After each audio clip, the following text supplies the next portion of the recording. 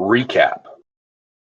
When last we visited Phandar, we were in the Taproot Inn. Join me.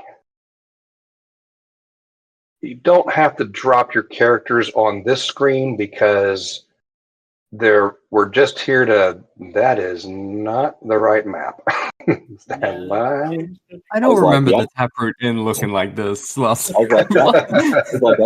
We were definitely here for sure. How about, is this what happened after we got hugged? Man, there's my handprint right there on the bar. Definitely been that here. That is from the last time I played this with folks that chose poorly. Where is my other map? Foreshadowing. Yeah. Stand by. Right. Let me put you back over here for a minute. Typically, I have these. The world map for the second part of Dragon Lords. I was like, probably shouldn't have shown them that. Oh well. To the back. Well, where's the back? You know what? You remember what the end looked like, right? I don't want to. I don't want to spend too long on it because we're about to leave in a flashback. So I'll fix that later. So we're at the inn. This is probably the first night, maybe the second night of the festival. Lots of people in town. You guys have made your rounds and you've been introduced to most of the people. I completely forgot to take the opportunity to introduce somebody that doesn't really have a location because she's at all of them. And that would have been, where's her profile picture? So that's the Harley Quinn looking girl. No, this one. I think that's the only one we haven't spoken to. Yeah, she was someone important that we talked to. No. We spoke to this one. We spoke to this one. We spoke to this one. Auburn the Green. Auburn the Green. Here we go. Oh, you were. She is a major pillar of the community. And because she doesn't have like a necessary location home that we go visit at the beginning, I forgot to introduce you to her. But you would have seen her potentially at any of the locations. And she is the one that initially hired you. So she would have been the one that you checked in with, and she would have been the one that paid you for your goblin ears. So just a little bit about Auburn. I put her in the Discord. She is a retired Chernasardo ranger, now a Cadenite cleric, a priestess of Caden, Kalen, whose emblem is a cup, which she wears this trinket around her neck. Matter of fact, the first time that you met her, you could have swore that you saw it blink at you. And if you want to pursue a conversation with her on that, I will just leave that open-ended for now. But Auburn is just adored by most. She's usually found frequenting the chapel, where she sometimes presides over a service. Sometimes she's picking up orders from the trading company, dropping off fruits with Orald, the guy y'all tried to kill. But she can almost always be found in the evenings, in the tavern, in the inn, recounting stories of old at the Taproot Inn. Matter of fact, here's what I want to do right off the bat, because you guys have been in town for 2 days, maybe 3. Y'all have met everybody. If you will allow me, I want to ask permission. If you allow me to apply it's not a condition. It's a character. Oh, I had a word for it the other day and now it's gone. Complication. Yeah. If one of you would be willing to take on a character complication, I'm going to say that she is so charming and so endearing that if you want, I'm going to have all that are willing roll a charisma dice, and one of you is going to fall in love with Auburn. Love at first sight kind of deal. That there's no path. It goes wherever it goes. There's nothing beyond that. It's just introducing a character complication that may or may not play out in the campaign. Hell yeah. I volunteer. Dibs. Okay. Anybody else? I'm like 90% sure Eden's Ace, so probably not. Eden is A's? What does that mean? Ace, like no interest in relationships. Oh, okay. What was that, Nesta? I was just gonna different way of explaining ace. I was gonna say it's like, oh yeah, it's the first deck or first card in the deck. But Gotcha. All right. Well, by default, High Noon, it's you. All right. It's just something about her when you first meet her. Something in the eyes. It's almost magical, and it's just like a boyhood crush. It's just something you can't explain. Love at first sight is a rare thing. Sometimes it's not love, but sometimes it is. But there is something about this woman, the way she looks at you, the way that you feel when you're around her, that just, yeah, you're smitten. Love at first sight. Okay. So, she may be present tonight, but she's definitely not the center of attention, as is like most of the time what her MO is at the end. Tonight, a party actually comes up to you, and you recognize this party because they are another group of skulls. Right. And in fact, they are your rival group of skulls. And if this was an anime, they would be Team Rocket. They're just no good.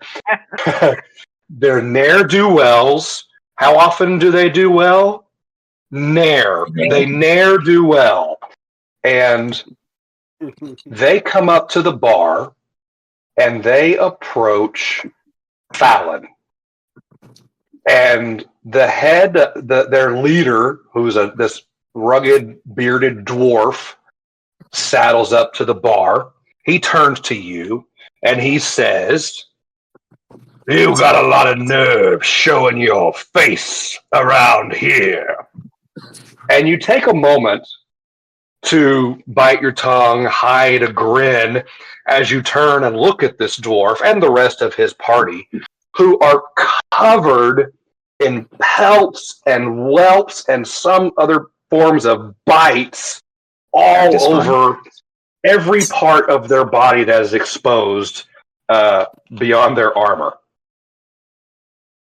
And at that moment, we flash back, and Fallon, you are actually going to start leading the story of this flashback of what happened that would explain, that's not the right map, why and how you guys got the better of them, how they got all the whelps, and the only hard and fast rule is that obviously none of them can die in this flashback because obviously they're all there in the bar. So just like Team Rocket, it's something that you have to do that stops them from trying to do what they're wanting to do, but doesn't kill anybody.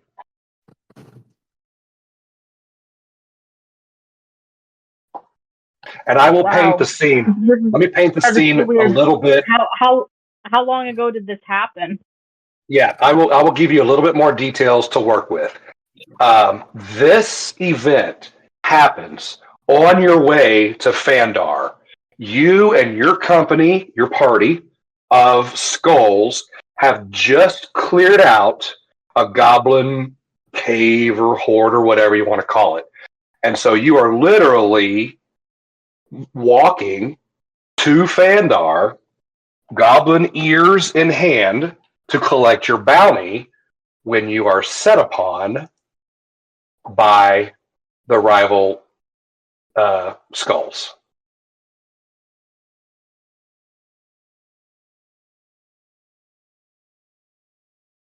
Sorry, you put me on the spot. Do I need to be concise? Do I need to lay out a whole story? Is it just like a simple, like, oh yeah, you guys remember this thing that happened? It could absolutely be that. Now, there's a map, and we can put our tokens on here. And I thought that we might use this as a tutorial on some basic combat. So maybe a little bit of both. Ooh. There. So they should pop up now. I think you can see their icons. They're kind of spread around the map. You guys put all your icons on there. And this is a mine shaft. It's a chasm, very deep. This little,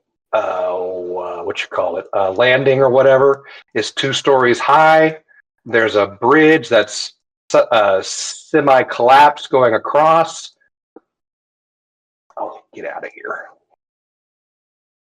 Give me my ruler. That distance is not very far.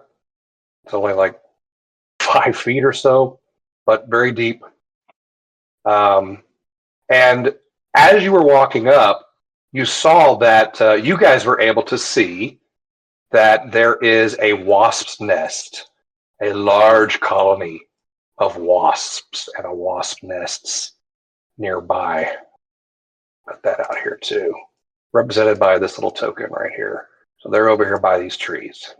So if you want to reset yourselves and place yourselves where you want to start, I think I have everything set.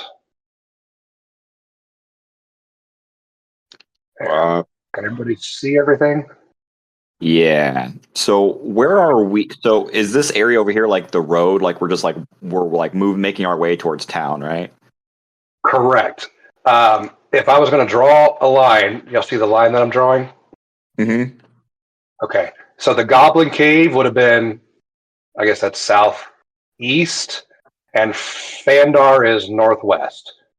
So okay. You've come up to this chasm. You would probably either figure you got to jump over it or go around it to continue on your way to Phandar.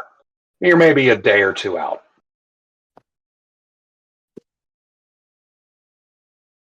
And I didn't mean to put you on the spot. I believe this is where we left off the first time we played.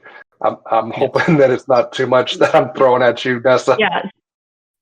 No, it's all good. It's just I don't know what you're expecting because it's like, oh yeah, you guys remember that time like we just killed all the goblins and we were coming back a month ago. and we were talking about how to jump the chasm because it wasn't really that far, but it was super deep. And all the guys came up and surrounded us and they tried to take our ears and we said no, and just the leader he tripped over his own boots and we gave him kind of a gentle shove and he like landed right in that tree and the wasp just like attacked the poor fellow, and we just kind of used the opportunity to like jump over the bridge and like left him.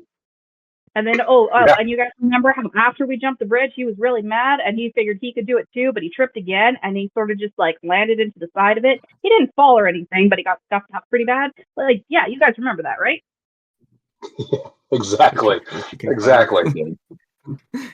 No, that's really good. Thank you very much. If you don't already, give yourself a hero point. Let me get my little thing out here. And do you already have one from last time?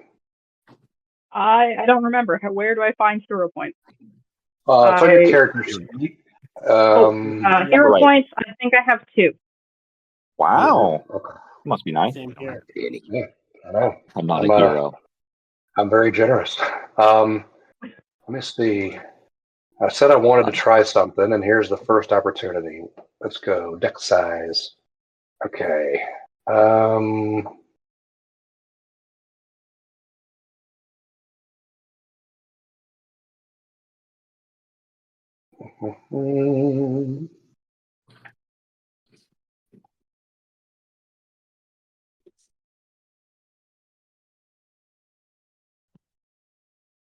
Where is it? Where's the cards?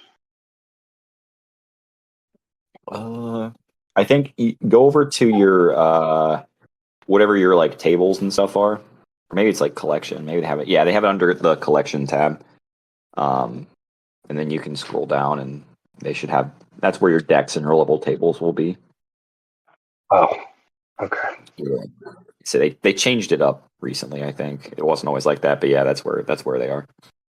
There it is. Yep, got it. Okay. There's the playing cards. Okay. Oh yeah, feeling good. Well, I don't want that. I want to choose the card that it is.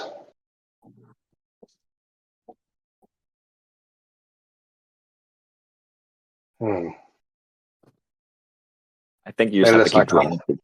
Yeah, you just have Yeah, to keep drawing to each one I want. I think. I don't think you can No, pick one. I'm not gonna do that. Okay. Let's do this another way then. Get rid of that. Hide. We'll do it. We'll do a communal. We'll do a communal note instead. Handout. Yes. We're gonna call this explosive dice, and that is in everybody's handout. And nope, not just me. Nope, that's everybody. All players. There we go. And I'm just gonna put a number 2 in there. Anybody else have more than 1 hero point? Destiny has 2. I don't have any. 1, 2. Nerd. Okay.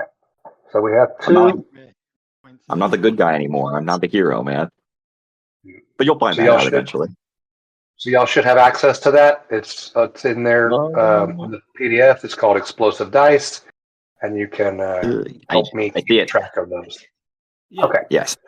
Yeah. Awesome. So we're gonna now dig into her story a little bit and pull out some elements that we can use to kind of help us do some basic training. I thought about doing like a legit drill sergeant basic training obstacle course kind of thing, but that character, that drill sergeant character, is just so far away from who I am. I thought, well, I used to be a school teacher, so how about just maestro Nestro, the school teacher that taught you guys all of this stuff. So we have the nest, okay, and Fallon is trying to trick the leader dwarf, I'm gonna call this guy right here, to come at her and basically attack the tree and get out of the way. So how would we do that in Pathfinder? What skills would we use in that situation? Deception. Charisma. Let's see. Maybe a deception roll. Yeah. Yeah. We do not. Yeah. Yeah. I So like deception, and I like it's a taunting kind of thing. Now, taunting isn't listed specifically under your skills, but It's right, not. I would performance. consider it a performance. Yeah. So you could argue any of these skills that you would use and the reason for it in order to roll it. And the point I'm trying to make is, yeah, we can swing our swords and we can kill each other, but in Pathfinder, so much of the activity in combat can also work around your skills. So, Fallon, give me either a deception or a performance roll, whichever one is your higher. Can we aid? Absolutely. So aiding, we know is, I believe that's a +2 question mark. No, +1. It's a +1 circumstance. Only one character can do it.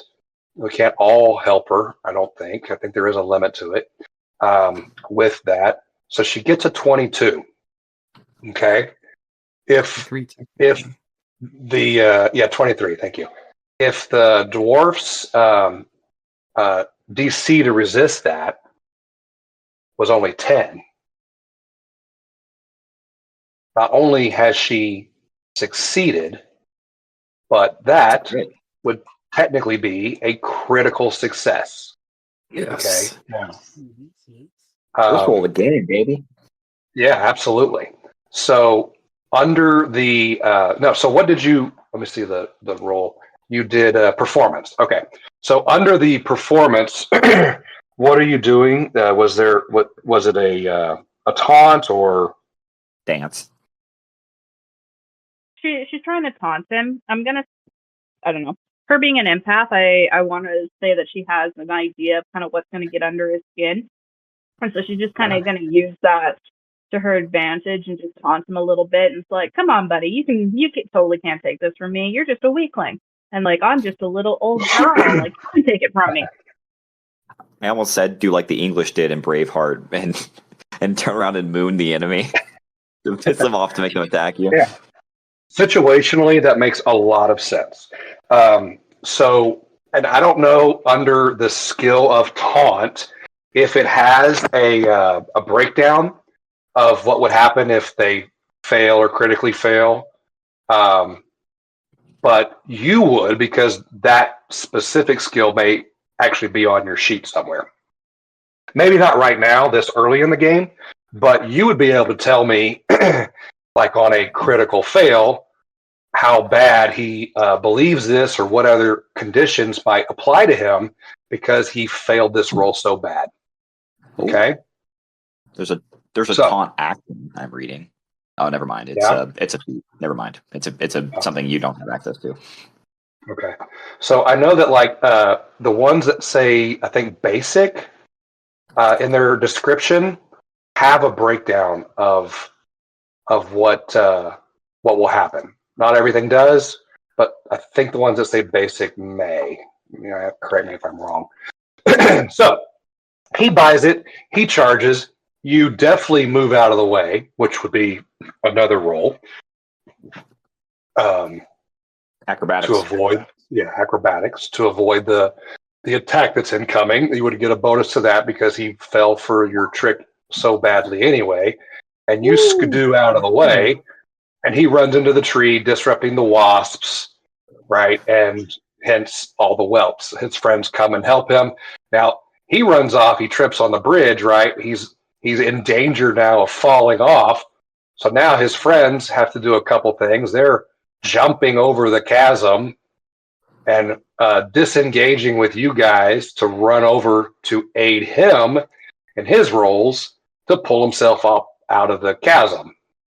All of that's combat. All of this would be an initiative, just like if we were in combat. That's cool. One of the things I really like about Pathfinder is in D&D, we were like, man, we just don't have a role for this. I had this cool thing in mind that I wanted to do. I wanted to run up the tall creature, throw dirt in its eye, and then jump off. We can figure that out in Pathfinder. There are skills and there are roles for that. So imagination is always welcome. Creativity is always welcome. Pathfinder is where you think about the cool things you've seen in movies, and we can figure out a way to replicate those cool things and make them come to fruition or epically fail while trying. Sounds pretty cool. Yeah. Questions on that? Mm-mm. Okay. I want to do one more thing real quick, and then we're going to jump back to the now times. Just as an example, let's say that these are goblins. Okay. Just going to put a few of them up here and a few of y'all down here. Let me throw some goblins in the mix here.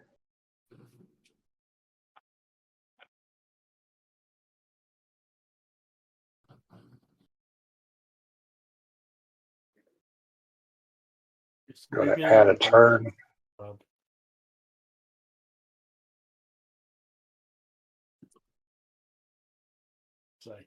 Third order. There we go. Okay, roll initiative, everyone. Add a turn.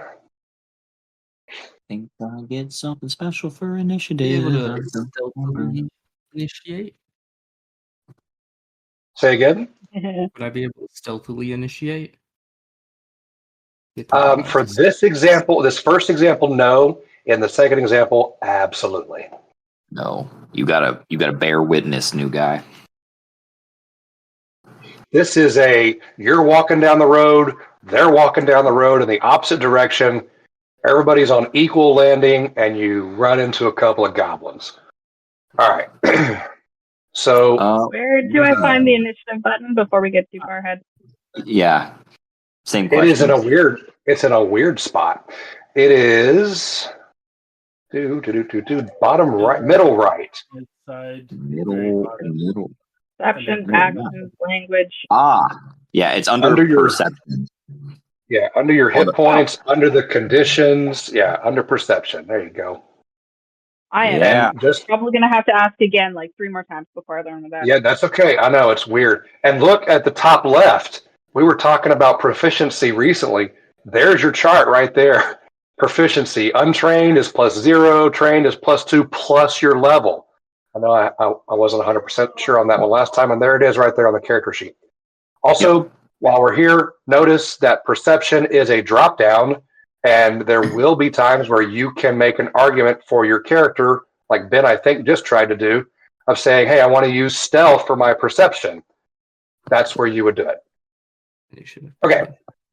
Here we go. What did my guy roll?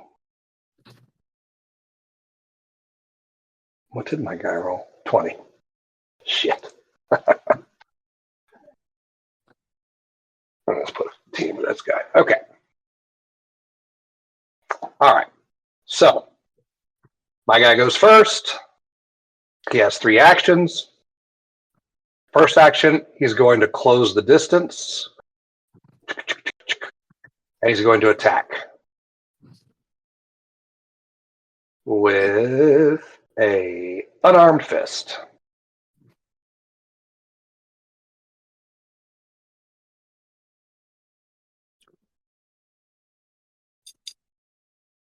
That was all damage. Where's the darn 2-hit? It's the top attack. It's the 3. It is not number 3s. You rolled a 3 to hit and did 2 damage. Oh, did I roll a 3 to hit? He just rolled shitty. Okay, it looks so low, I thought there's something wrong there. Okay. Yeah, no, he misses. He whiffs. Thank you. And he takes his second action and attacks again. Did he roll a 3 again? Something's wrong with that skill. It There's just no has no way. modifiers to it. No, but there's no 20 roll. Yeah, It didn't roll the 20. I don't think Yeah, it's rolling the it didn't. d20. I think it's just giving him a +3 bonus. Yeah. In his attacks, as we said, maybe if you open it up in his attacks, did you? I don't know how the NPC sheets are, but does it say like next to the thing, like a number of die and then like what die it is? Yeah. It's got the D4. Yeah, and then you have to put like the number of dies that are rolled under. Because I did that earlier, Yeah. like when I first opened it up, and I was trying to roll, and I was like, it's not rolling my attacks. And I was like, oh, because I didn't put like 1D whatever. Or, never mind. That was with damage. That was his unarmed attack. Okay, let me just do his whip. He's got a whip. That's better. That one's working right. Okay. So a 21, I believe, is going to hit you. If we're going with the same like meets beats armor class, then yes. Yes, meets beats. All right. So it's only 2 damage. Okay. And then that's going to be, I'm going to forgo the rest of my turn. That was 1 round of combat. The other guy runs up, but he doesn't do anything. Just to kind of speed this up a little bit. All right, your guy's turn. I don't know. Well, I Oh, guess you got we're first. going to hit him with my halberd.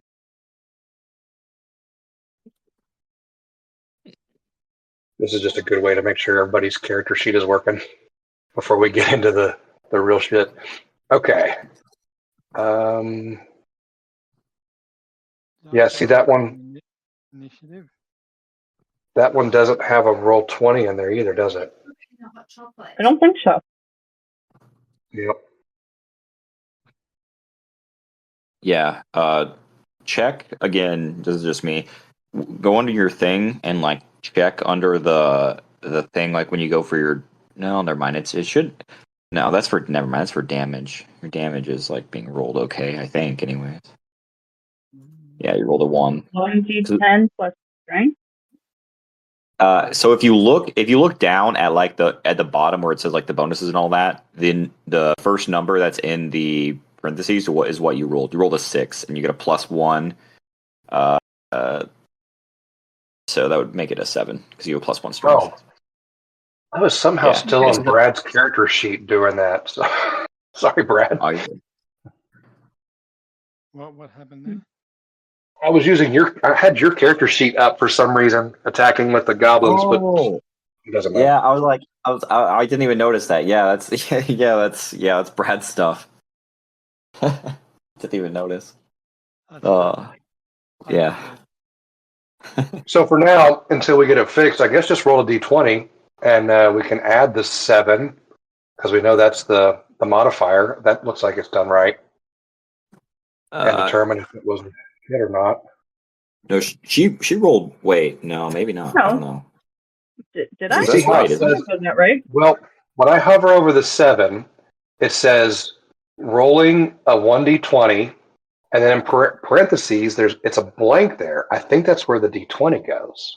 That's a plus whatever for the circumstance bonus. When you look at I think it's when you look at the very bottom of the screen where it says bonus equals, and then then the first number in parentheses is what she rolled on the die, I believe, and then the other one is 15.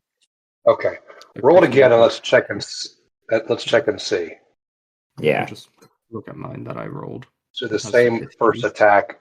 Yeah. See, okay. Yep. Okay, we're just rolling bad. Okay. I'm just nervous. Make sure that works. Are you trained? Are you trained in your halberd? In simple weapons, yes. And Okay. I think the halberd counts. So it's really annoying because you have to go through and you have to because that should give you a 2 plus your level for proficiency if you use it. You're right. I am trained. So just some proficiency my actual bonuses. number should be. Yeah. So when you open up your thing, when you open up your thing again and you scroll through and you're doing it, there's your you can just go under where your rank is next to whatever it is for the ability score you use, and go to rank, and if you're trained in it, just click trained, and that'll help add the stuff for it. Because I learned that the hard way. Because I was gonna say, you should be hitting way higher than that. I have +9 for shooting someone with my gun. So right. I mean, yeah, and that's why we're doing this before we go back to the now times. Matter of fact, while we're here, everybody take an attack at the goblin, just so we can see that your primary weapon at least is working. Okay, I'm gonna shoot him. I hope he doesn't die. Can you be trained in unarmed attack? Yeah. Yes. Oh yeah. Yep. You do need training for it, but yeah, you can. Natural fucking 20. I have Nice. again. What was that? There's That's not so even many. all of it. Look at all those modifiers that you could have. Jesus Christ. Yeah. Yeah, I know, isn't it crazy? It's because I think it's equipment, circumstantial bonus, and then other things that you can have added to it, fancy dancy. Eventually that's going to be runes and other fun stuff. The future. Also on top of that, I get, since if that is an actual thing, it's really nice with my archetype because I don't know about the rest of you guys, but I get a special thing for precision damage. So my gun does a regular amount of damage, and I get Slinger's precision, so it deals an additional 1d4. And if it's the first shot that I made that round and I hit somebody with it, it does an additional 1d6 for one shot, one kill. Dasani, I think you're missing some proficiencies on your bow staff. I think at level 1, even a +1 seems a little lacking. Yeah, you're proficient in it. You have to be. So I get it as untrained. I should be trained. Okay. But it says for my main attack, I do use con for both damage and attack, and I only have a weak 1 on that. Okay. It's fixed. So anybody that got a 16 or higher on your attack, you hit. Anybody that got less, you miss. Nobody was 10 over. No. So I was- no crits. I got a 29. I didn't know. Okay, yeah, probably not. Okay, damn. I Now- didn't get a turn because I'm not on the initiative. Yeah. I just So your character sheet's not going to work anyway on Roll20 because it's not finished. We still have to do a bunch of copy and pasting for you from Path Builder. So I saw, because I accidentally had your sheet up a minute ago. And the Scorpion Whip looks like it's right. It's got a 17 plus 4. So that looks like it's right. So I basically attacked for you. Okay. If you click on your token, to select it, and then press initiative on Roll20, that should add you to the chart. If you want to try that now, make sure that works. Hmm. And just bear with me. These first couple of sessions, I see kind of going a little slow and crawling like this, just because I want to make sure everything's working now, because these combats can be so technical. It can come down to overlooking a modifier like this between winning and losing. Okay, is that you? What's that? What happened? I don't even know how to do that. Okay.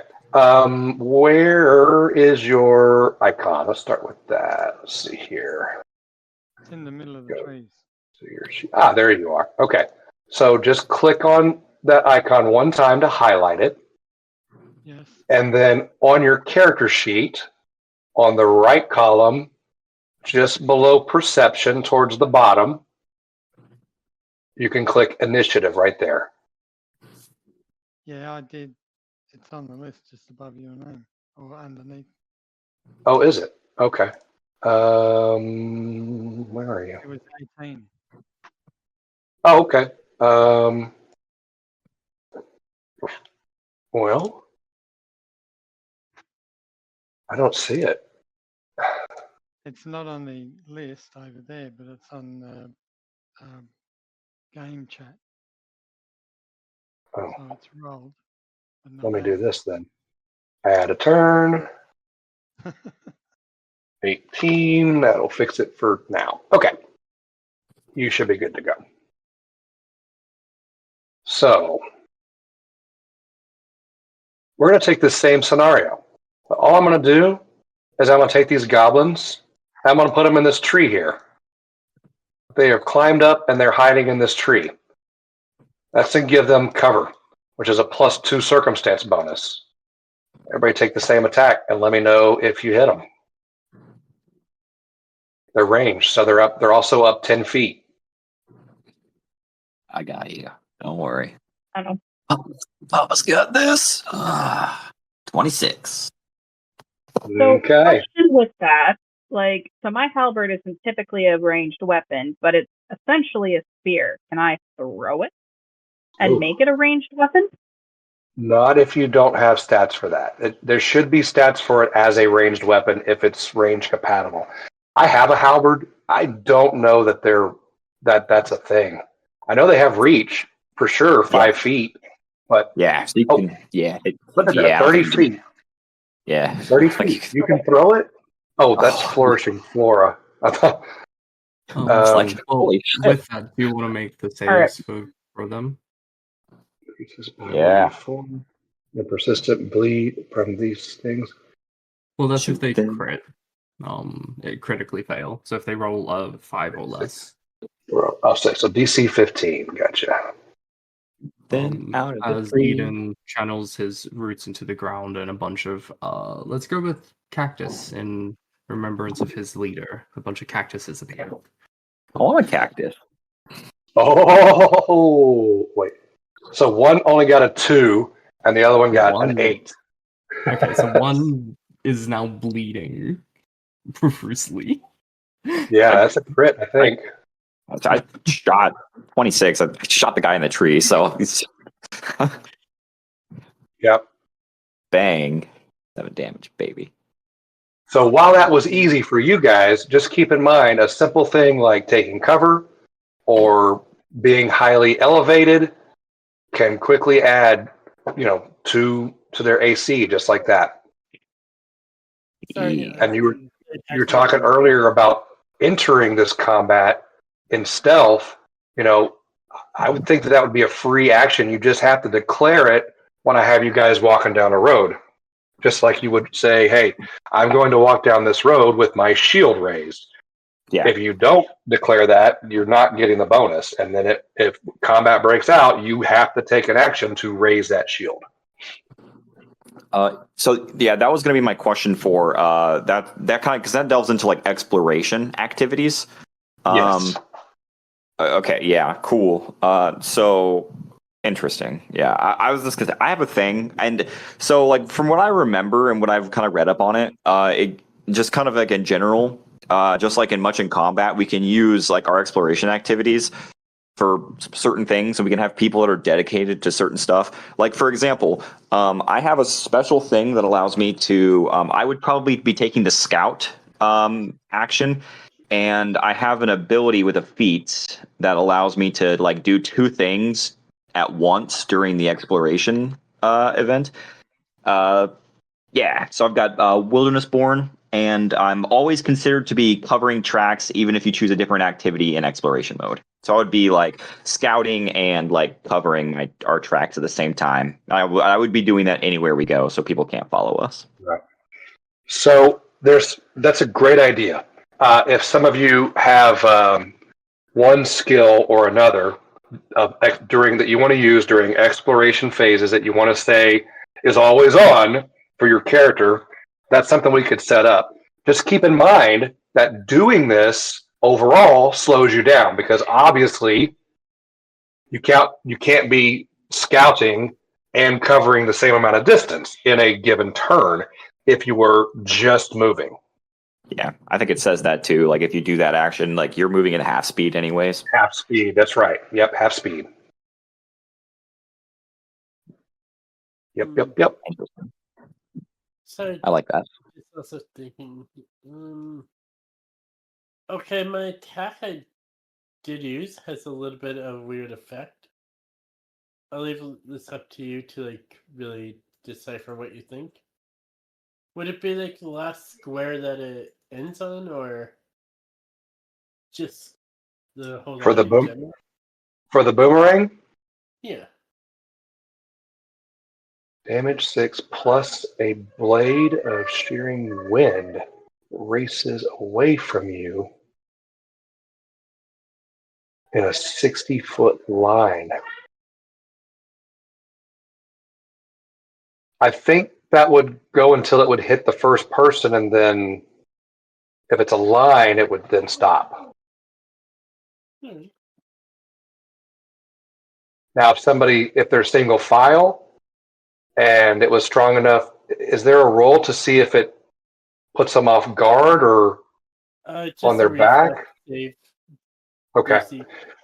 Okay. So we could see how it works if they're in line, if one person is affected, if it throws them into the other person, or if they're walking two abreast, then it might affect them both. Yeah. That seems fair. All right.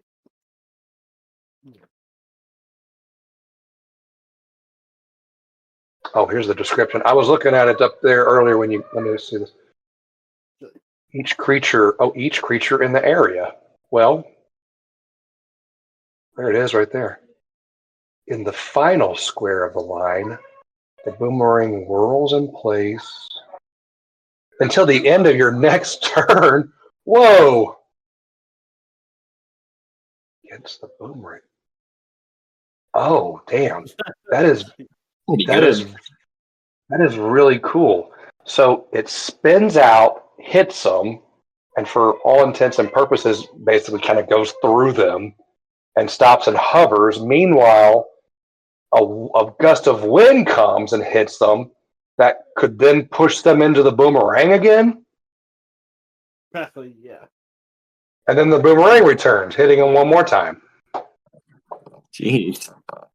What in the world? Like That's why Sokka he's became an airbender. in close range. How does this not require like 2 or 3 actions to do? It's like a singular attack. You just whip his staff around, causing the wind to send a slice, and yeah, Is it just one action? that is what it says. It's his It's not Damn. a it's not a spell-like ability or a spell. It's says it's a feat from him. It's his wind kinesis. Oh yeah. So can you just do this 3 times in like one turn? Have 3 separate things going at a time? No, you couldn't because the one boomerang is what it's doing. That's goes out there and stays. Yeah. And then you use another action to you can use a single action which has the concentration Call it trait back. to return the yeah, okay. All right, yeah, that There makes it sense. is. Yeah. Yeah, okay. Now Yeah. it makes sense. Okay. Yep. Okay. Kineticist, man, you're weird. God is simple. Just shoot them and they die. Weird wind power. Okay. I feel pretty good here. Do you guys feel like you're Use 2 actions, by the way. The boomerang. the boomerang? What about it? 2 actions, Uses is it? 2 actions. Oh, does it? I figured it did. 2 actions? I think it is. I don't know what it is. It's Cabooses' character key, but yeah, it should say on the thing. If you look, it'll tell you how many actions it is. Actually, hang on a second. Let me look and see. I don't I'm know. looking at it here. So, Oh yeah, maybe. Yeah, I don't know. I'm assuming you probably have it up. I'm just curious to see how that's like. Hang on, I need to see how it's like worded on my sheet. Because I guess like on our sheet, like, I mean, I copy and pasted stuff, so like I don't see where like.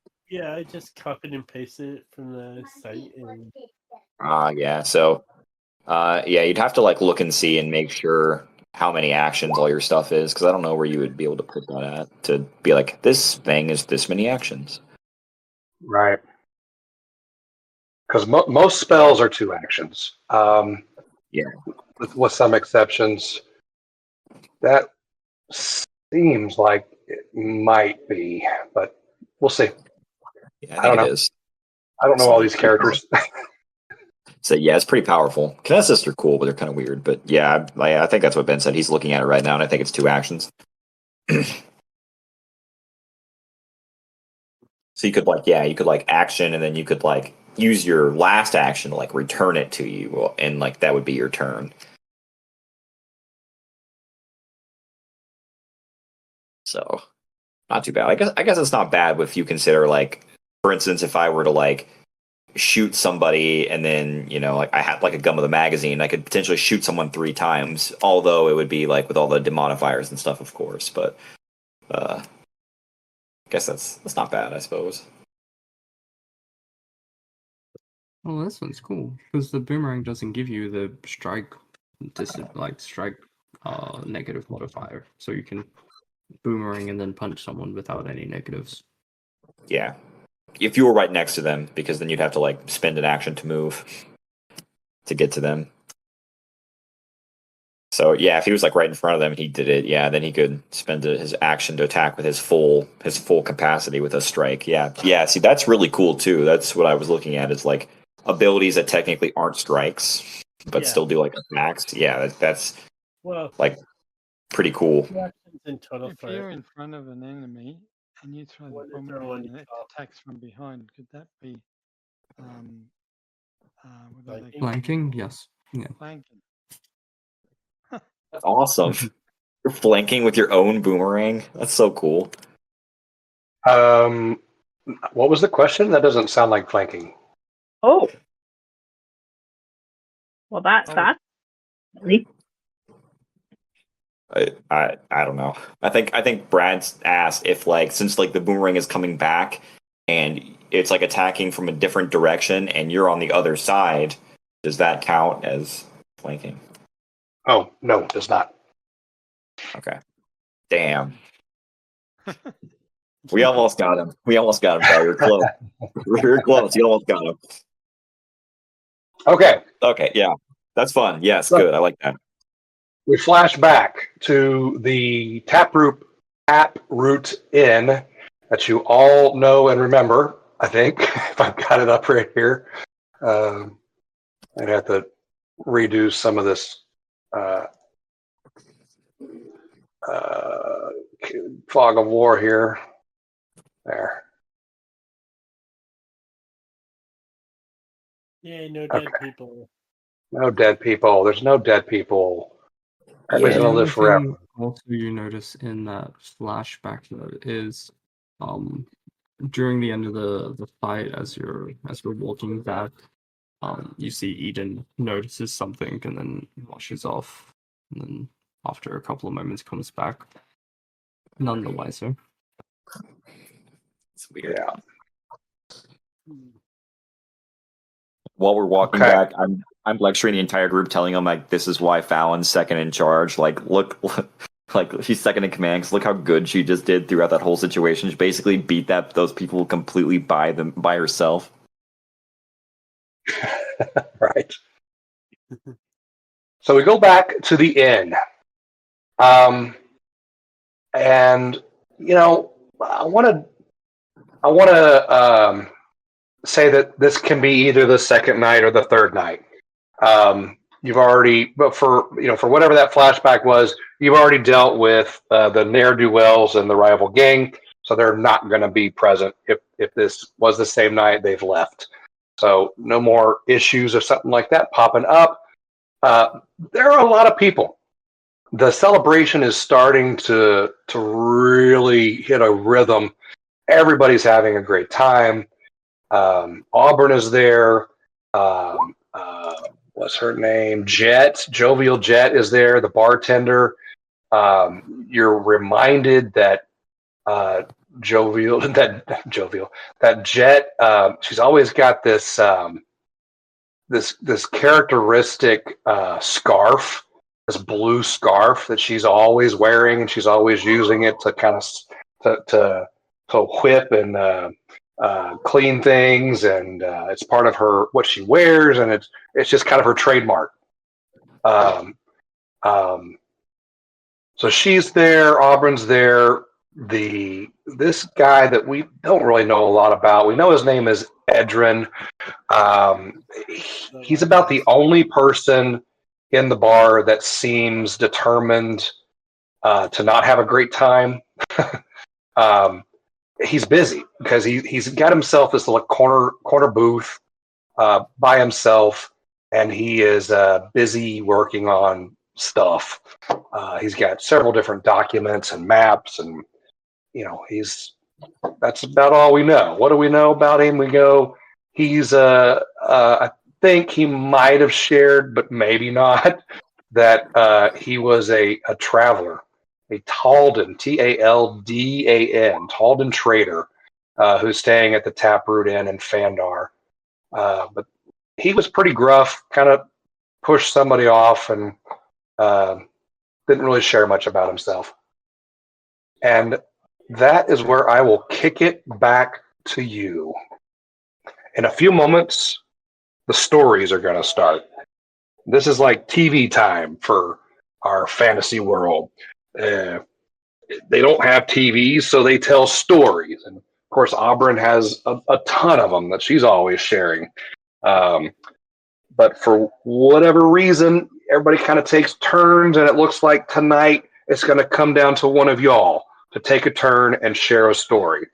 It can be about your character. It can be about your past with the skulls.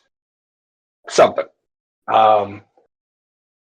That being said, between now and next Monday, I want you to think about an interesting fact about your character. that you would want to share before we start? As like when we kind of first all log on, we're waiting to get started. An interesting fact about your character. And then I might have a specific prompt for the next time. But this first one, I just kind of want it to be open-ended and whatever you want to share. Okay. And just to kind of help, I want to just roll initiative just to sort of help with what you're all doing and as far as just taking turns in our game. There's not a danger here, but this kind of helps with us not talking over one another. And now I'm going to shut up. Finally.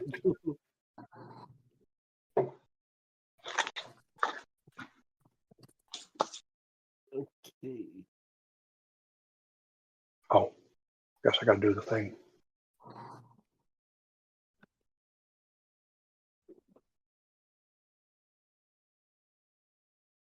Are you going to fight someone, high noon? Okay. No, we're rolling initiative. Yeah, it's the order that we're going to be able to talk in and to say that we're doing, so we don't talk over each other. Okay. It's okay. I'm okay with Sorry. going last. These guys are still in there for some You're reason. too drunk to speak up, basically. Yeah, exactly. They pass. So looks like Fallon. Yes.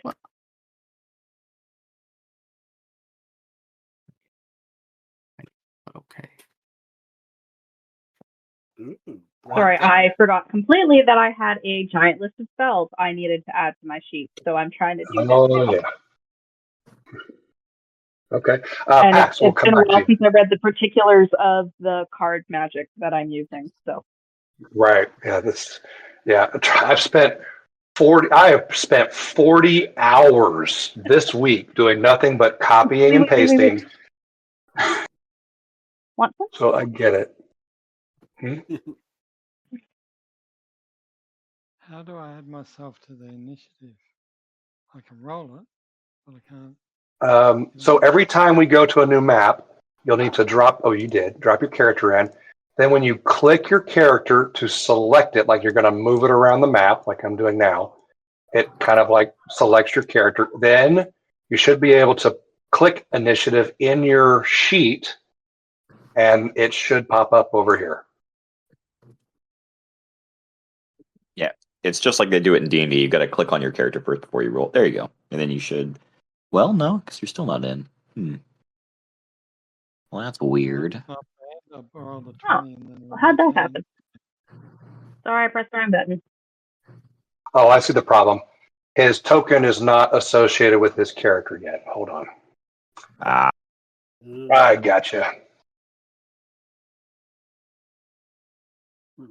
I gotcha. Where is it? There you go. That is that. yeah, you can always add him in manually, too. You can just right-click his token and then add to turn. And Yeah, stick him but I stick him in there. want it to work for him. Try it Yeah, one more that's time. One more time. Click on your character, click initiative. You should be good to go now.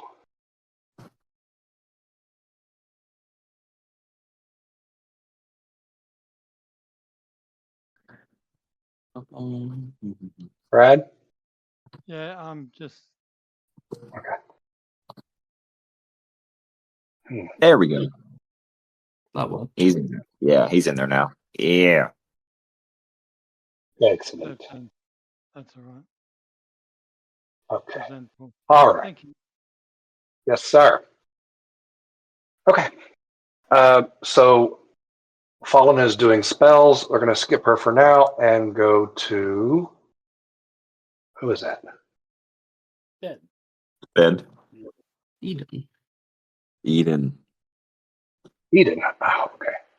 AKA boy, because I haven't decided to learn his name yet. Where? Oh. Also, So not yeah, this one. I assume we all have like a table that we're sitting at after the guys Yep. come and sitting there. For sure. And you see Eden has this very pristine letter in his hand that he's milling over, eyes darting through all the details that are within. You can't really tell what he's feeling because he's just made of roots and vines, and those aren't very expressive in general. But you get a sense that there's a little bit of dread coming off him.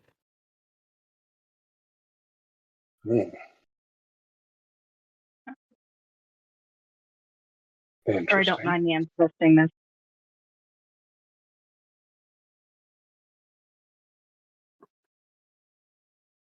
There we go. I think that's everybody with your names now, so I can remember them. Okay.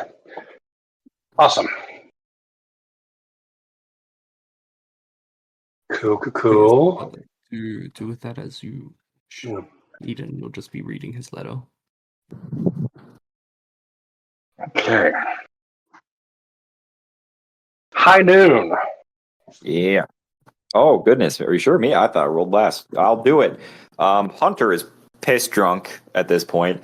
If we're all sitting at the same table or whatever, we're all just kind of hanging out in the same area. And if there's a conversation going on, he's absolutely not paying attention to any of it. I'm staring starstruck across the bar to Auburn. Yep. Auburn. Yeah, Auburn. I'm staring love struck across the bar at Auburn. And at some point after everyone's like talking or whatever, I get up and I like tip my hat up a little bit with my hand and I go over to like my stuff and I grab my guitar and I walk past Eden and I'm like, boy, watch my chair, make sure nobody takes it. And I'm just going to start shambling over to her and try to get her attention. I know she's like telling stories and stuff, but I'm just going to awkwardly stand off to the side until she sees me. Okay. All right. So do you actually start playing, and are you any good? I am okay. I am trained in performance, so I'm okay. I mean, Hunter's not a bard or anything by any means, but he's all right. Yeah, right. So trained for everyone isn't good enough to like make money off of it, but sure, you could definitely entertain the locals with some songs. Good. I don't give a shit about them. I'm singing the stappiest love song I can to see if I can get her to pay attention to me. I'll roll it. 24. Okay. She likes it. In fact, she finishes up her story. She acknowledges you, gives you a wink, finishes up her story, and then she comes over and shares a table with you for a little bit. Aw. At some point, the conversation kind of goes back to the talisman that she's wearing. And she sees you, like maybe you're looking at it. She sees you, and she kind of starts talking to you a little bit about the talisman.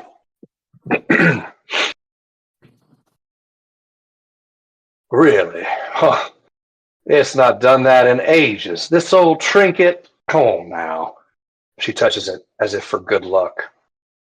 The talisman, an ancient and powerful artifact, was believed to hold the very essence of life itself. Forged in, oh, hold on. Is this her? Yeah, she's talking to you. So she's telling you, sorry. She's telling you different ideas. I've had it forever. It could be all kinds of things. It could be an ancient and powerful artifact believed to hold the very essence of life itself, forged in the hidden realms between worlds. Its dark energy connected the universe's deepest secret, offering dominion over both the physical and metaphysical planes. The talisman's bearer was granted the ability to traverse between parallel dimensions where alternate versions of reality collided, twisted, and threatened to engulf the fragile human mind. But wielding such power comes with a cost.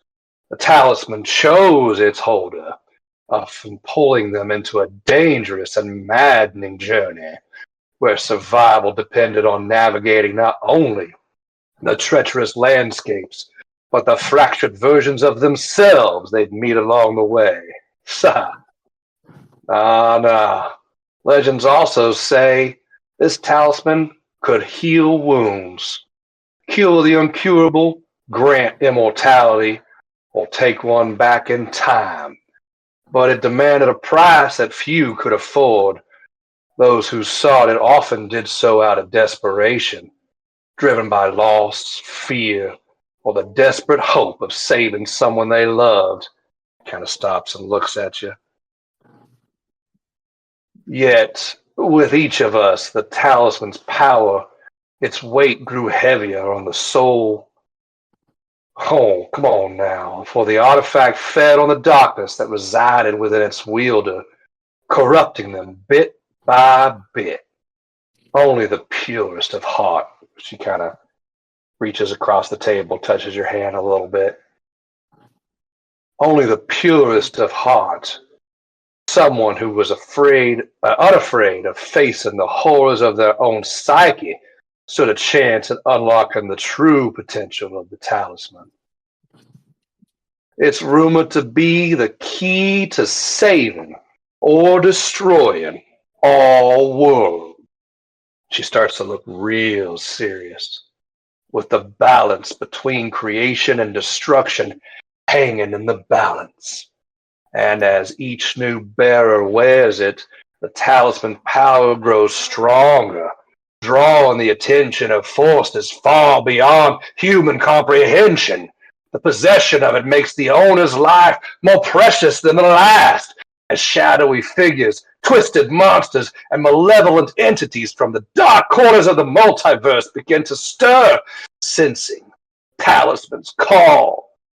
It's a long pause. She has now gotten real close to you, like imparting some secret and forbidden knowledge. And then a smile betrays her and she starts laughing. Oh, it could just be a good luck charm I picked up along the way, boy. I don't think I've ever felt so many different feelings in the span of 45 seconds. Yeah. Dude, that breaks Hunter so hard. So I'll cover over really quick just the general things that I felt during this conversation. At first we started talking, I was a little starstruck and awestruck, and then she started talking and I kind of glazed over my eyes as I was just staring to her, not really listening to what she was saying. And then she gestures to the necklace and I look at her, but I'm actually staring at her boobs for like the longest time. And then she mentions immortality and I immediately pay attention to it. And as her talking starts getting more and more intense, I start slowly feeling insanely anxious and maybe a little scared. Like that was kind of a scary thing, as she said. And then she starts laughing at the end of it. And at the end of it, I really don't know how to feel. To be completely honest with you, like that was a fucking roller coaster that I just went through in like 60 seconds. And I'm just kind of like blinking and staring at her. And I just like put my finger up and I'm like, thank God, I need another drink. Awesome. So I have shared Auburn's profile. I believe at this point you can see her profile picture, and you can see maybe just a couple paragraphs talking about who she is and what she used to do. And she has one wooden leg, I don't know if I mentioned that, below the knee, and an odd talisman that you could have swore that you saw blinking a few times later. I am now updating that to include what she just told you about this talisman. Yeah, good. That was a lot. So, yeah, this is my way to help you, help me, help us remember NPCs. I know this is a problem for me in other games. Like, wait, which one was this again? So I'm giving you access as you meet these people, and we will continue to update their profiles as you learn more about them. I like that. That's awesome. If I did that, you guys wouldn't have called Kevin for the last 10 months. Okay, that's awesome. Anyway. Okay. Moving on to Brad. Well, just following on off that one, actually, does what's it? Is your name just High Noon? Does High come back to the table after this introduction? Hunter. He prefers Hunter. High Noon is like his Leshy beginning name. Yeah, Hunter is what he prefers you guys to call him. Okay, I like that. Yeah, does he come back to the table after his interaction? After I get another drink and and she's like, I kind of get a feel for her. I don't want to scare her away just yet. So yeah, I make sure she has like a more memorable thing. I'll tell her I'll play some more music for her at some point whenever she wants, and I'll grab my guitar and finish my drink, and then I'll head back to everybody else, feeling a little anxious and scared, maybe a little traumatized. Interesting. Seeing once again you're a cactus, probably not the best thing to express emotions. But seeing this aura that you're giving off, similar to what Eden's feeling, he's like, "Oh, so you know now?" And he'll like scooch over next to your chair and go, that lady you just spoke to, Aubrey. What were you guys talking about? Anything that's come up recently?" And he's being a little bit hush with this. Hunter kind of like, what? Boy, what are you doing sitting on this side of the table? You go sit over there. That spot was always Skippy's spot. I'm not ready to give it up yet. Back to your side. There's no Skippy in this campaign yet. Skippy. There is a Skippy in here. That was your replace. You replaced Skippy. That was the thing. Like, you had just joined, and like he was the guy that I really liked, and he died, and you're his replacement. And I look at you and like just kind of like, yeah, I'm pretty drunk. Like, I don't know. I'm getting to the point where like everything's starting to kind of blur together a little bit.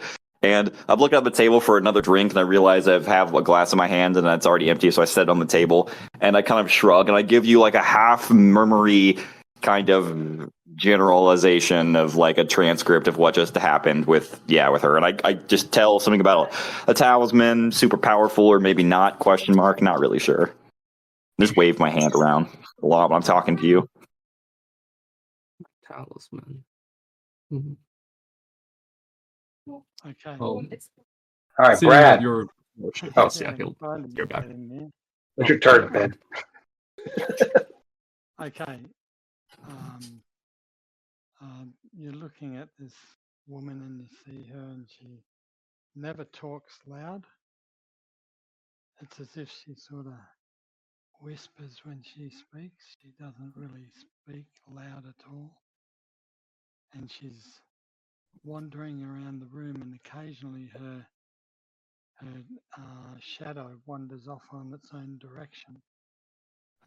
And then when she comes back out of the shadows, they're back together again. And she says, I am a bounty hunter, and I am very perceptive, and I have a good memory. If anyone is on a list, beware, I will remember sooner or later.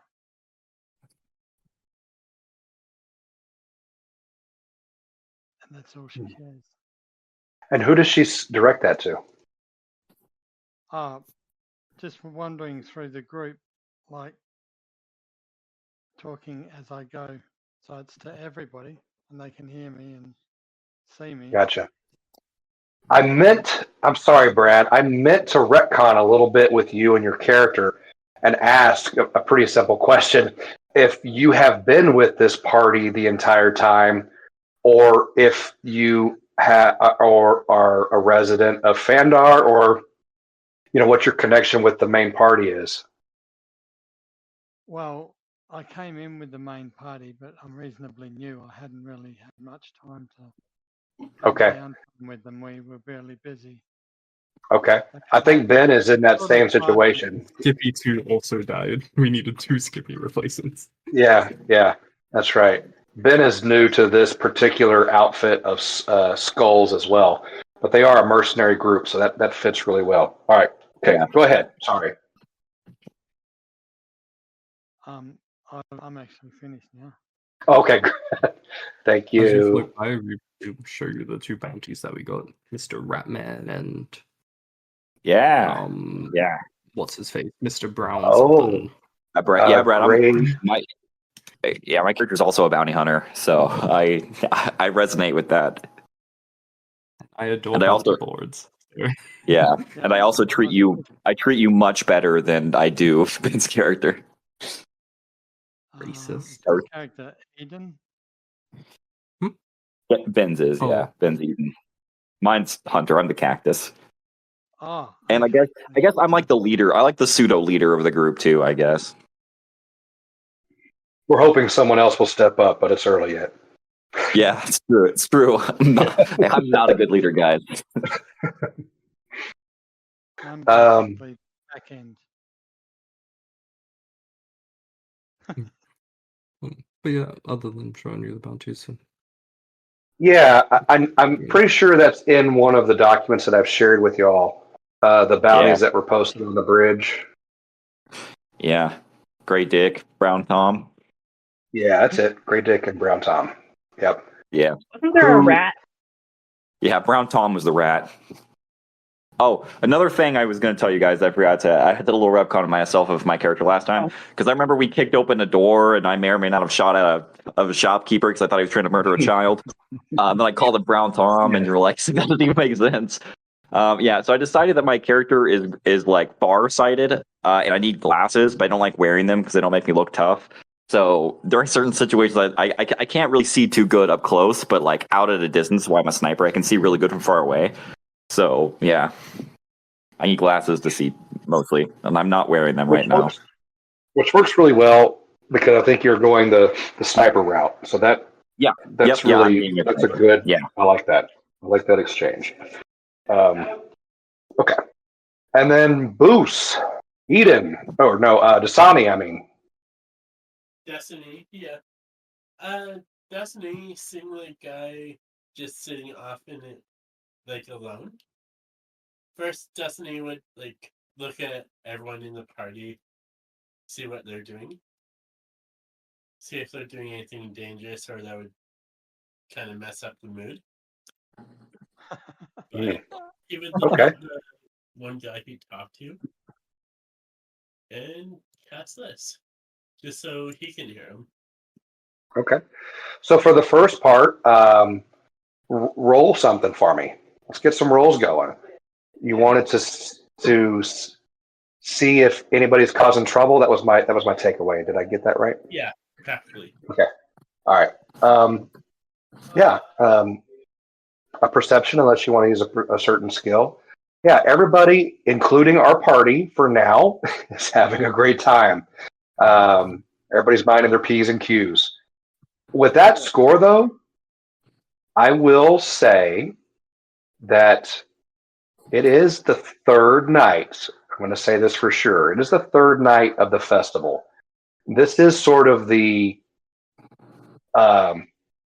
pinnacle of the festival, and the most amount of people, the most celebrating. But with that roll, you think you hear a large, like, flock of bird sound. Whether it's on top of this building or it just flew over or whatever, but just a moment there where you're looking around. Okay, everybody's good. Everybody's good. Finally, nobody's causing trouble. There's this large flock of bird sound that passes over. And then we go to the thing with Eden. All right. Whisper on the wind. You speak in a whisper. So you're speaking in a whisper from across the room, but he can hear you. Is that the gist of it? Yeah. Gotcha. Okay, what do you say? We would be able to like hear if no one else is like listening really close. Are you wanting to whisper it to me, or is it okay if I know what you're whispering to him? Yeah, I can just say it out loud. Really. Okay. What do you say to him? Like, Destiny, while taking a little sip of his milk, will be like, "You screwed me over back when, telling me about Great Dick. Don't worry. Sure, I'll get the gold or two back from you right now for the lies you took." That's right. Well, I mean, I don't know, was it a lie? He did. Oh, that's right. He sent you to look under the bridge, and there was it a middle finger? it was a dick pic underneath. The dick pic. Okay. Someone drew a dick, yeah, under the Yeah. bridge. That's funny. Okay. So it wasn't 100% a deception. It just wasn't. Okay. Yeah. So he looks up, expecting to see somebody really close because it's a whisper in his mind. Maybe he doesn't understand that it's a spell. And then he listens, And then a half smile comes across his face. He looks around the bar, scanning. He sees you, but doesn't really stop at you, just kind of looks over you, across you. But you get the idea that he knows that you know that he knows. And then he goes back to what he's doing. He takes a drink of his wine and makes some notes. Destiny, is any of our group like just sitting alone right now? Fallon would be. She's kind of off in the side corner of the room, mostly keeping to herself. I was pushed to the other side of the table. Alright, Yeah. yeah. Destiny, like. Sorry, does that- sorry, what? Like we're all sitting at the same table? Oh, we don't have to. I think me and Eden are sitting at the same table, and he tried to like scoot over towards me, and I'm like, no, go back to their side of the table. You're not worthy of that spot. Yeah, that was Skippy's spot. You gotta go sit over there. Poor Skippy. Do you have like a place set up and like an empty drink for Skippy? Yeah, I do, and I have a whole thing about him. Yeah, I thought I I posted was gonna something say, about him in the If you DNP. like, if there's All- something like if this were Venture Brothers, it would be his skull. But is there something of Skippy's that you put up on the Skippy. table to like this Yes. is Skippy's place? Yes. I have Skippy's. Let's see. You know what? As a matter of fact, I have Skippy's. He had a pitchfork, and I'm propping it up against the chair. It's like sitting there like a person. Yeah. There you go. Okay. Cool. But yeah, Destiny, after taking a few licks of his milk, well, rotates chair and sit at the same table as Falcon, so she doesn't feel lonely right now.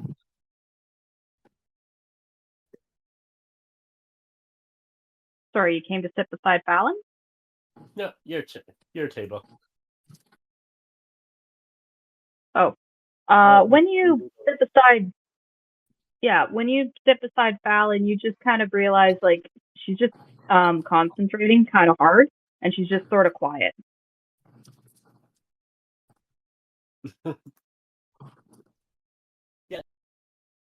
Destiny won't really say anything. He'll watch the guy leave, considering you said he'll make him pay later. But Yeah, he left. just sitting with his milk and drinking at your table. Fallon is very much aware of your presence, but you can see that she's just concentrating on something right now. Does Fallon's empath powers extend to a certain range? Where is my sheet? I think it does. Basically, what I'm playing it as right now is being as they're in an inn, everybody's emotions and thoughts are just around her. So she's trying to concentrate on one person so that she's not overwhelmed. And anyone who sits beside her is just going to be sort of aware of that. And like this group would kind of know that's what she's doing. Okay. Very good. Instead of being overbombed by everybody, she's just trying to focus on one person at a time. So her perception is not going to be as high as it might be in other situations. Okay. So during this evening, was there one particular person in the bar that you would have been focusing on? I'm thinking in terms of personality, like Fallon, I'm wondering that Fallon would normally pick High Noon, just because he's fairly steadfast and forward. But with his interest in Aubrey, she's like, yeah, no, that's too many emotions for me. And she's going to, Eden is fairly stoic, I think you said, right? Yep, except for today, where he is. In general, So he is like he's a pretty good anchor if you needed to like ground yourself, but if you like quickly like go to tune to him, there is like a steep sense of dread coming from his subconscious right now. Yeah, so yeah, she tried to stick on Eden and just kind of like, I don't know if I can deal with dread right now. So right now she's just going around the room trying to pick on one person who's not emotionally in turmoil right now, just Okay. so it's like one person she can pick on. Okay. So I'm gonna give you several options. Jet and Auburn both would give you a really good, like everything that I've explained is exactly how they are. They are very upfront with their emotions. Jet, although busy, and I talked about her being like one of those people that just can never sit still, always busy, always working, but she is happy about it. She loves to care for people. So she would be a good focal point. Auburn is again just she is what she appears to be so far. That would also be a good one to anchor onto. Um, and there's plenty of other people that are just having a great time.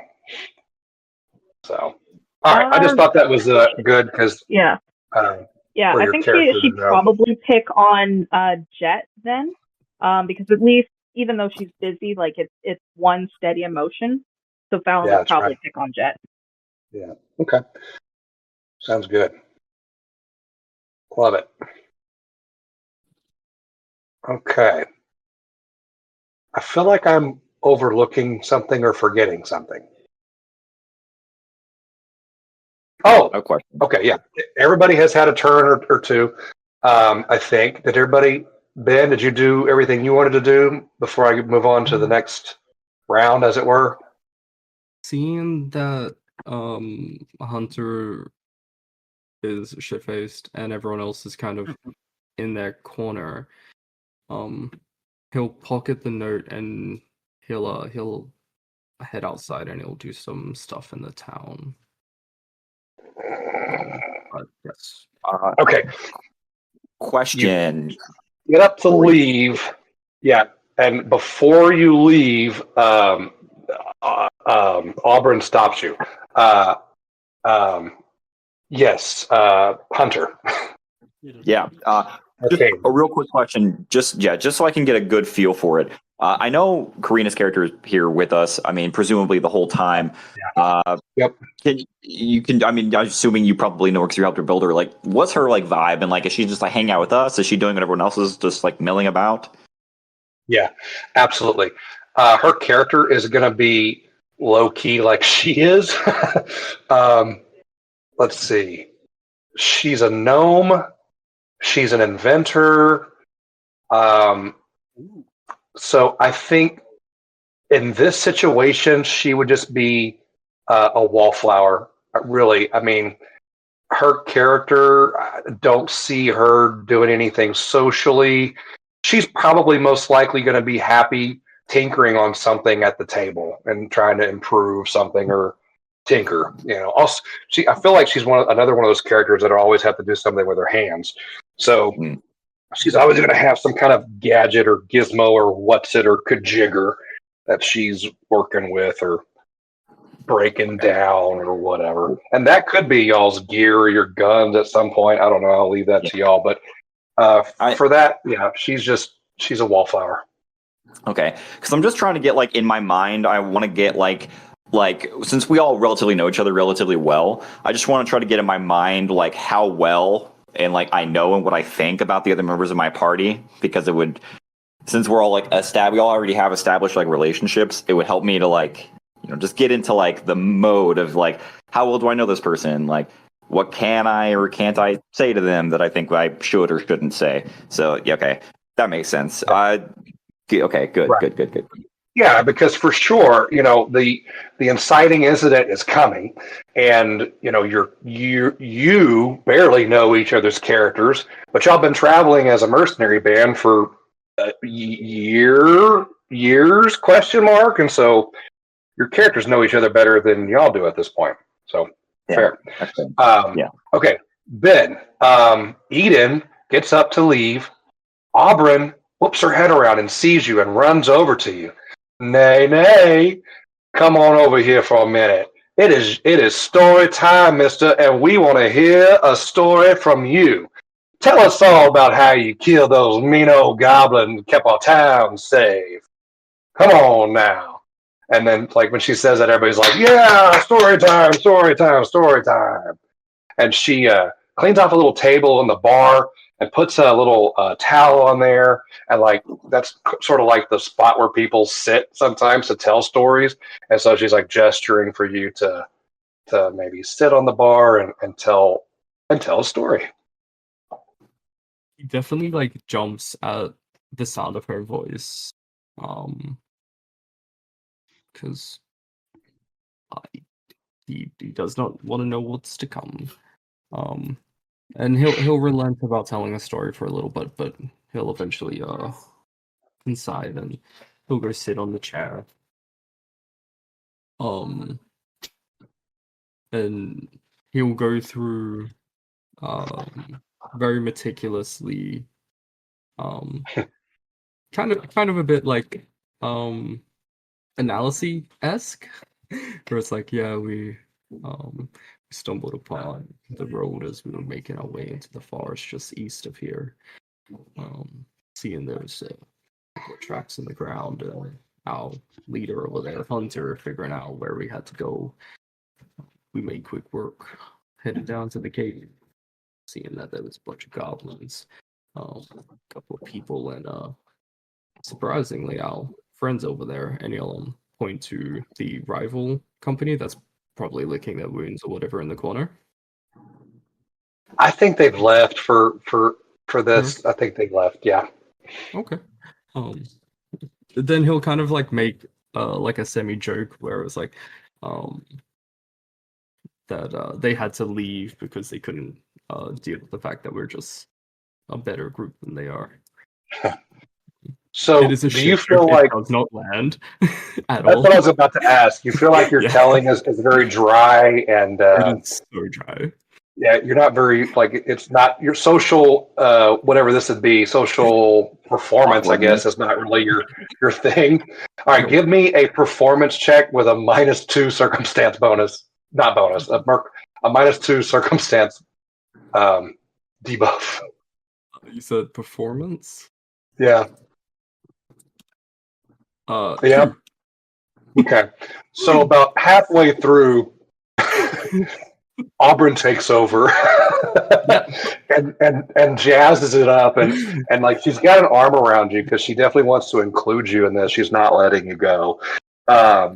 And like she beefs it up and embellishes it and makes you guys all look like heroes and everybody is excited.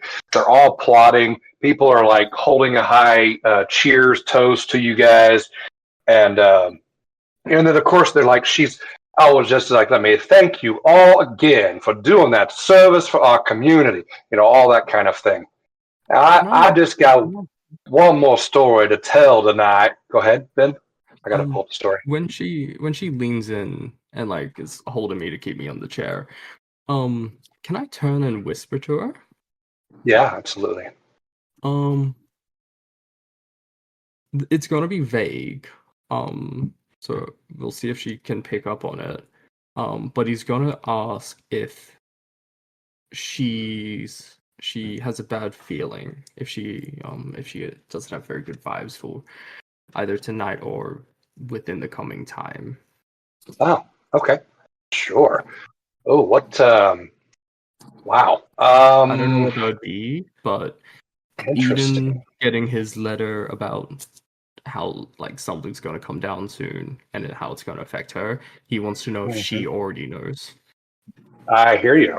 Yes. Yeah, that reminded me when I picked up on it earlier, and then yeah, that was thank you for reminding me. She smiles at you, and when you're this close to her, she smells amazing. I mean, baths in the everyday of Farmersville here is basically where we are. That can't be a common thing. But she smells amazing. And she looks at you and she goes, "Oh no, honey, we're doing fine. Right as rain, old Phandar is. Well, we got friends everywhere, high places, low places, new and old." And then she looks at you like she gives you kind of a question with her eyes, like, why should I? He'll just brush it off. He does. He's getting the sense that no one knows what's coming soon. They do not. I believe you are maybe the only one. Even Eden doesn't fully know. He just has a general vibe Yeah. from the letter. Right. Okay. So let me grab her story here. I want to take you back the first night just to remind you of a little scene that, this happened, several weeks ago now when we first started this? Nearly a month and a half. Was it? Okay. At the end of night one, your first night in town, as darkness fell on the town after the first night of the festival, I think this is shared with you guys, a new shabby trader wanders into town. He stops momentarily after passing the bridge and answering the questions correctly. As his disguise fails for just a moment, and we see Targareth, a hobgoblin commander of the... He adjusts and fixes his disguise and slinks off into the night with a dark mission on his mind and a magical item in his pocket.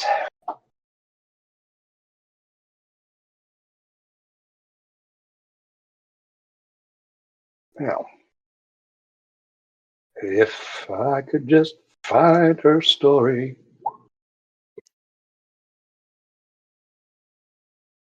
Yeah, it's not all sunshine and rainbows and lollipops here.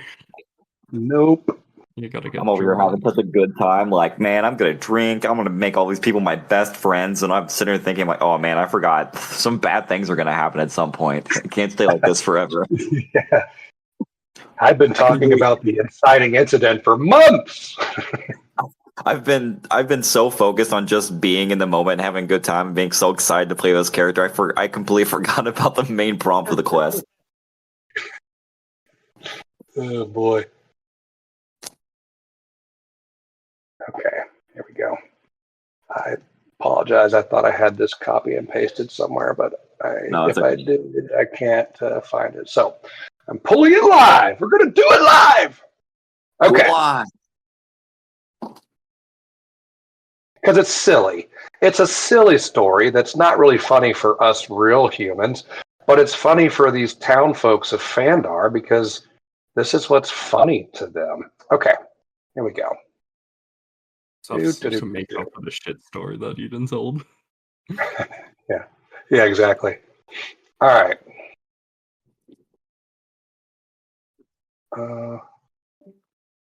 Well, shoot. That's some harsh language right there. Yeah. Darn. Hey, Darn it. just point out a target, Gary. I'll shoot him right now.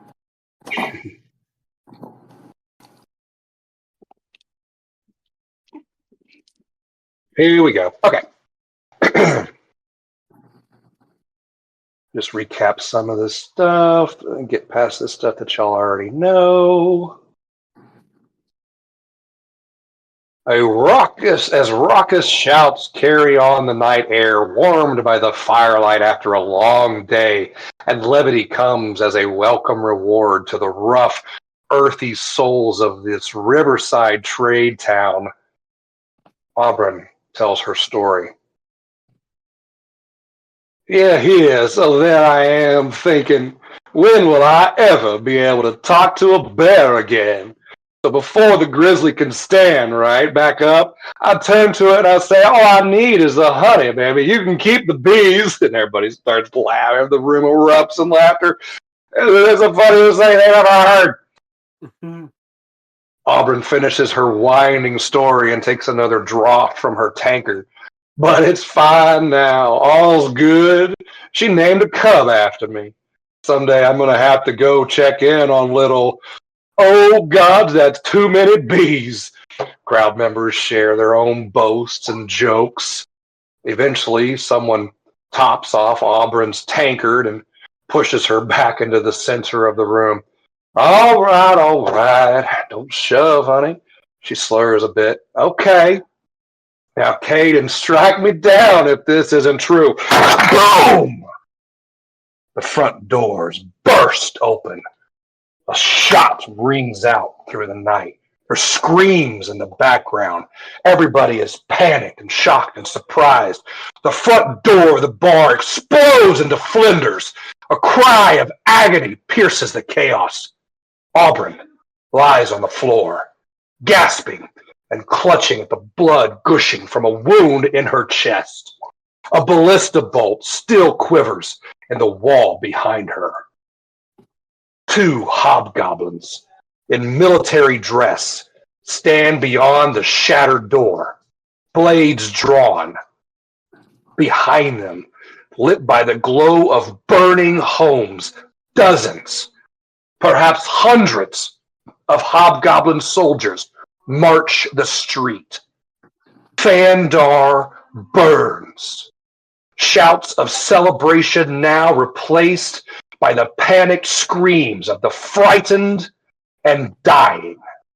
Behind them, above the flames and humble rooftops, rise a tower of black stone in the middle of downtown Phandar. Roll for initiative. Fuck. All Are right. we going to Uh, right now. So, Gary, I'm going to ask you a question now because it might become important later. Yes. So, part of Fallon's Tarot Master ability is that she pulls cards out of the, like out of a deck kind of thing. Right. And then depending on which card she pulls, that influences which spell she can cast.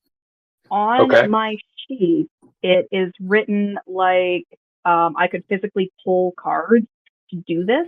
Would you like Yeah. me to do that, or would you like me to just roll a whatever for the numbers I can cast? Like for right now, I Right. can roll.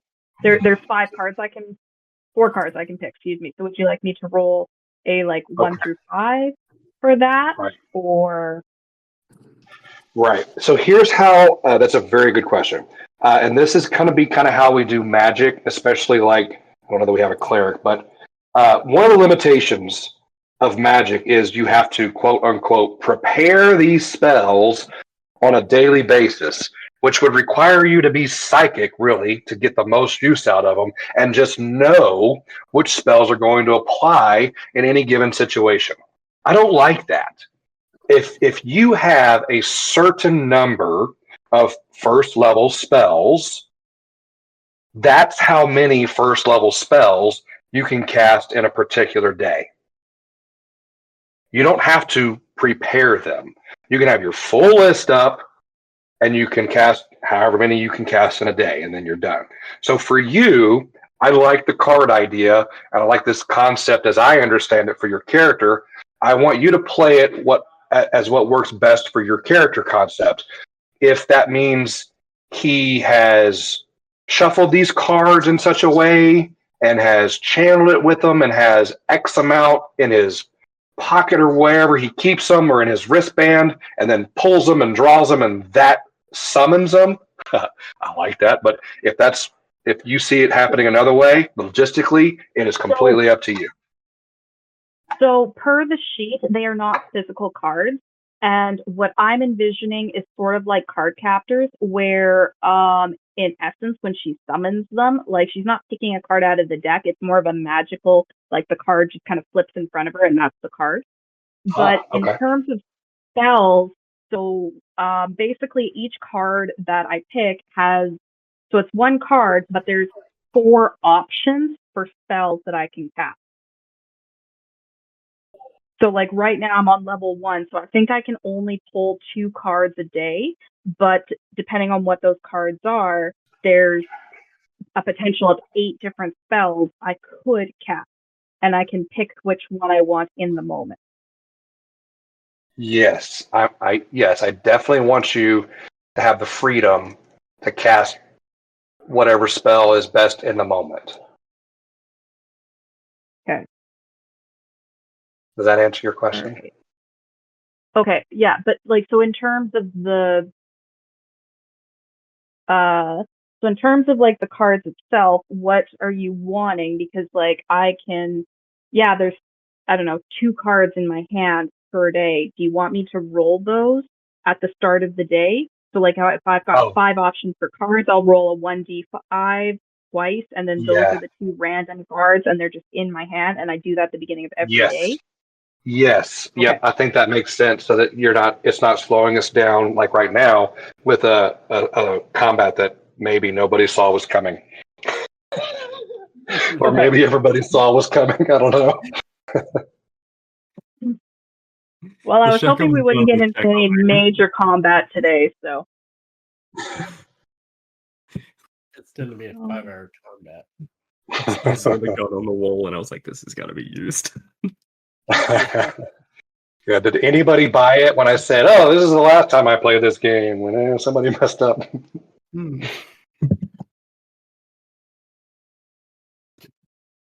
I bought it, Gary. Speaking You of don't want your which, dog, Taylor? we're missing a couple of guests here.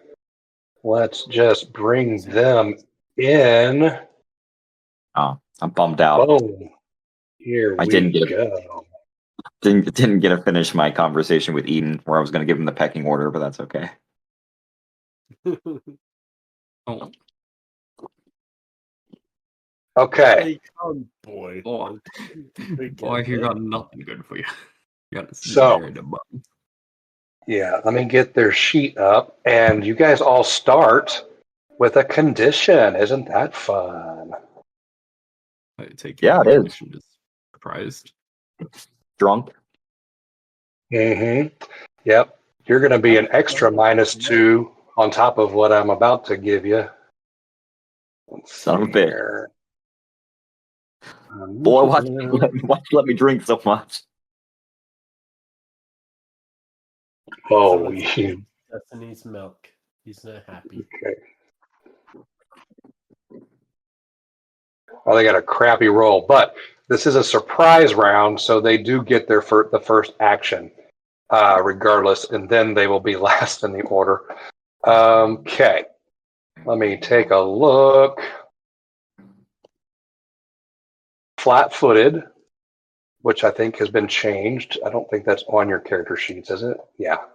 There's been some language and some discussions about flat-footed. It is on your sheet. So,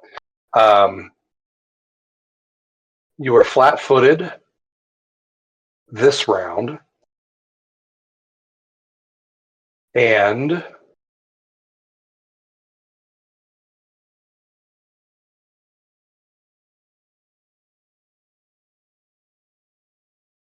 Okay.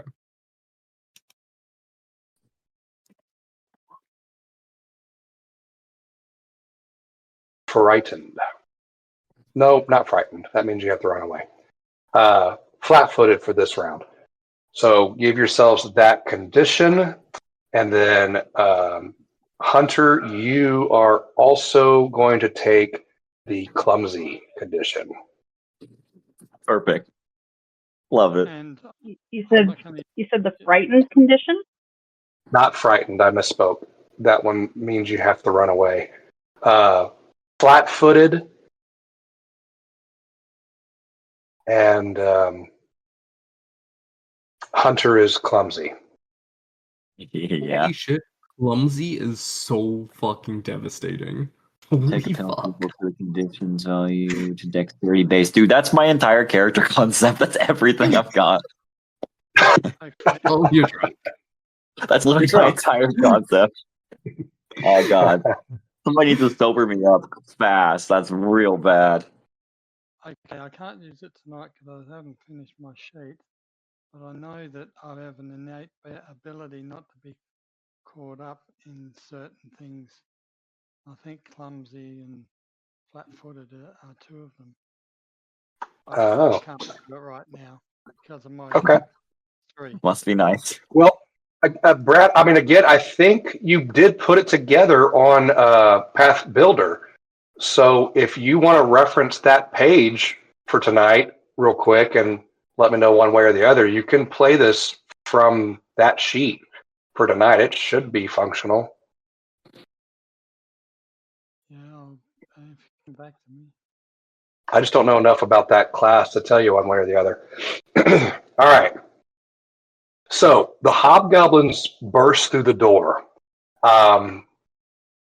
They kind of did all this in one action. This is the surprise round where they come in, they take their shot, and they're assessing the situation. So if I was counting actions, one action to kick the door in, one action to take the shot, one action for them to move in.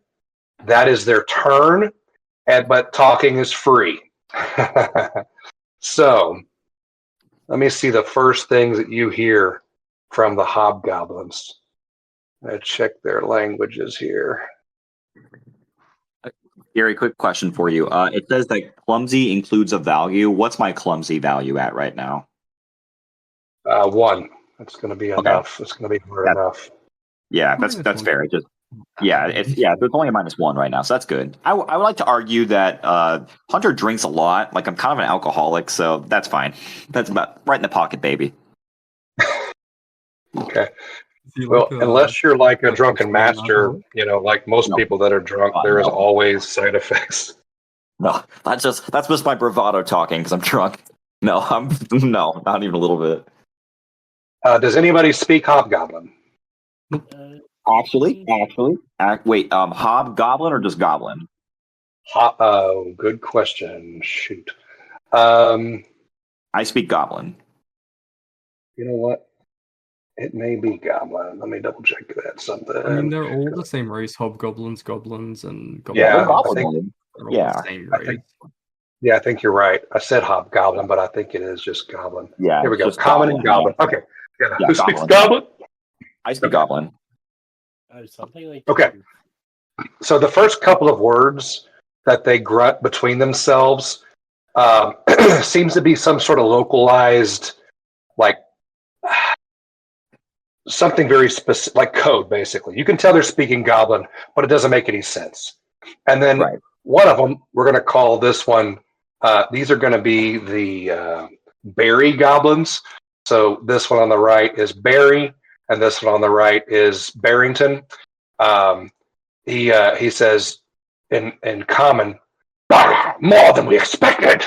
Ha ha, we're slaves. Put your arms down or die like your friends. And he's going to roll. No, he's not, because he's out of turns. Talking is free. Okay. All right, heroes, your turn. Into the Shadow Realm. Why is this just turning into Yu-Gi-Oh? Cards. Because Fallon has a deck. I don't know. I was like, she's not ripping something off of her wrist and going, choose you. I would be very disappointed. Heart of the card. Heart of the cards. Heart of the cards. I still haven't seen the Well, show that she's referencing, so I'm bad. I guess. Oh, so good. Every time I play Magic, I always scream heart of the cards and I draw. Love it. Sorry, you haven't seen Card Captors? Right. I've seen Yu-Gi-Oh, but not card captures. Captures, whatever. Ah, okay. I don't think. Well, then you and I. Well, we need to have a conversation about how we want the spell to work Yes. anyway. But I will find Yes. you a gift so you know what I am picturing when I say I'm summoning Yes. a card. Yes. Card Captor Sucre. Oh, it's like anime. Okay. Anyway. Yeah, it's an older Never- show, but it's still No good. clue what you guys. No, I had no clue what you guys are talking about right now. I heard Yu-Gi-Oh, and that's all. That's where I'm at. Don't worry about it. Hunter, hurry! The blood drips. Oh, by the way, there is a clock. There is a clock running right now. On Auburn. Oh fuck. Okay. Oh shit! Yes, So- I hate this so much It's kind of bad. because I love Auburn so much, but there is a clock running on Oh, God. Auburn. Okay. Okay. All right. All right. Since we're here in a moment, I need to clarify something. Since our whole party is here, Who in this party is trained in medicine? Oh, good question. Medicine. We need because I mean we may not have a healer, but we do need like a dedicated medic to Destiny like. is trained in the medicine skill check, but not in actually healing. Yeah, that's fine. Yeah, just trained in medicine. You don't have to be. You don't have Trained to in have medicine You're trained is in good. medicine.